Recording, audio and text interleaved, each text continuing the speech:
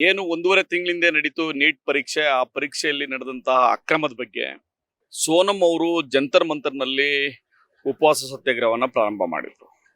ಇದಕ್ಕೆ ಸಿಜೆಪಿ ಪಕ್ಷ ಮತ್ತು ಯುವಕರು ದೊಡ್ಡ ಮಟ್ಟದಲ್ಲಿ ಪ್ರತಿಭಟನೆಯಲ್ಲಿ ಭಾಗವಹಿಸಿದ್ರು. ಅವರು ಹಲವಾರು ಬೇಡಿಕೆಗಳನ್ನ ಇಟ್ಟು ಪ್ರತಿಭಟನೆಯನ್ನ ಮಾಡ್ತಾ ಇದ್ರು. ಅದ್ರ ಮೊದಲನೇ ಬೇಡಿಕೆ ಕೇಂದ್ರದ ಶಿಕ್ಷಣ ಸಚಿವರಾದಂತಹ ಧರ್ಮೇಂದ್ರ ಪ್ರಧಾನ್ ಅವರ ರಾಜೀನಾಮೆ. ಯಾಕೆ ಅಂತಂದ್ರೆ ಇವತ್ತು ನೀಟ್ ಅಕ್ರಮ ಏನ ಆಗಿದೆ, ಪ್ರಶ್ನೆ ಪತ್ರಿಕೆ ಏನ್ ಲೀಕ್ ಆಗಿದೆ. ಆ ಪ್ರಶ್ನೆ ಪತ್ರಿಕೆ ಲೀಕ್ ಆದಂತ ಹೊಣೆಗಾರಿಕೆಯನ್ನ ಯಾರು ಹೊರಬೇಕು, ಆ ಹೊಣೆಗಾರಿಕೆಯನ್ನ ಹೊತ್ತು ರಾಜೀನಾಮೆ ಕೊಡ್ಬೇಕು ಅನ್ನೋದು ಇವತ್ತಿನ ಜಂಜಿಗಳ ಮತ್ತು ಯುವಕರ ಒಂದು ಒತ್ತಾಯ ಆಗಿದೆ. ಆ ಒತ್ತಾಯಕ್ಕೆ ಮಣಿದು ಇವತ್ತು ಕೇಂದ್ರದ ಮಂತ್ರಿಗಳಾಗಿದ್ದಂತಹ ಧರ್ಮೇಂದ್ರ ಪ್ರಧಾನ್ ಅವರು ನೈತಿಕ ಹೊಣೆಯನ್ನ ಹೊತ್ತು ರಾಜೀನಾಮೆಯನ್ನು ನೀಡಿದ್ದಾರೆ. ಬಹುಶಃ ಹೊಣೆಗಾರಿಕೆಯನ್ನ ಒತ್ಕೊಂಡು ರಾಜೀನಾಮೆ ನೀಡಿದಂತೂ ಒಳ್ಳೆಯ ಸಂದೇಶವನ್ನ ನೀಡಿದೆ. ಡೆಮಾಕ್ರಸಿ ಸೆಟಪ್ ನಲ್ಲಿ ಪ್ರಜಾಪ್ರಭುತ್ವದ ಆಸೆಗಳಿಗೆ ಬೆಲೆ ಕೊಡಬೇಕು.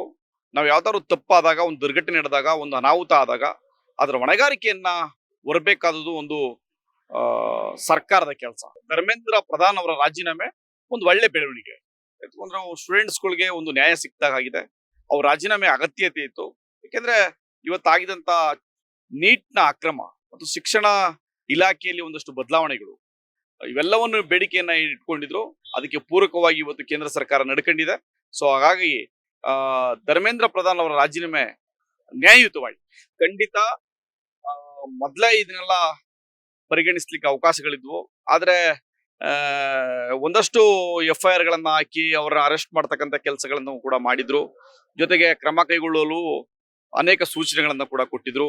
ಮತ್ತೆ ಆಕ್ಟ್ಗೆ ಬದಲಾವಣೆ ಮಾಡ್ಲಿಕ್ಕೆ ಹೇಳಿದ್ರು. ಫಾಸ್ಟ್ ಟ್ರ್ಯಾಕ್ ಕೋರ್ಟ್ ಮಾಡ್ಲಿಕ್ಕೆ ಕೂಡ ಕ್ರಮವನ್ನ ತೆಗೆದುಕೊಂಡಿದ್ರು. ಆದ್ರೆ ವಿದ್ಯಾರ್ಥಿಗಳೆಲ್ಲೋ ಒಂದ್ ಕಡೆ ರಾಜೀನಾಮೆ ಪಟ್ಟಿಗಿಡಿದ್ರಿಂದ ಅನಿವಾರ್ಯ ಕಾರಣಗಳಿಂದ ನೈತಿಕ ಹೊಣೆ ಹೊತ್ತು ರಾಜೀನಾಮೆಯನ್ನು ಕೊಟ್ಟಿದ್ರು. ಅಲ್ಲ, ಇದನ್ನ ನಾನು ಸ್ವಾಗತ ಮಾಡ್ತೀನಿ.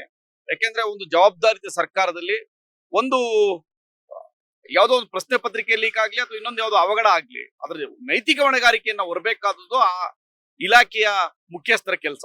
ಆ ಹೊಣೆಗಾರಿಕೆಯನ್ನ ಅವ್ರು ಒತ್ತಿರೋದ್ರಿಂದ ಅವ್ರಿಗೆ ಅವ್ರು ರಾಜೀನಾಮೆ ಕೊಟ್ಟಿರ್ತಕ್ಕಂಥ ನ್ಯಾಯಸಮ್ಮತವಾಗಿದೆ, ಕರೆಕ್ಟ್ ಆಗಿದೆ ಅಂತ ಹೇಳಿ.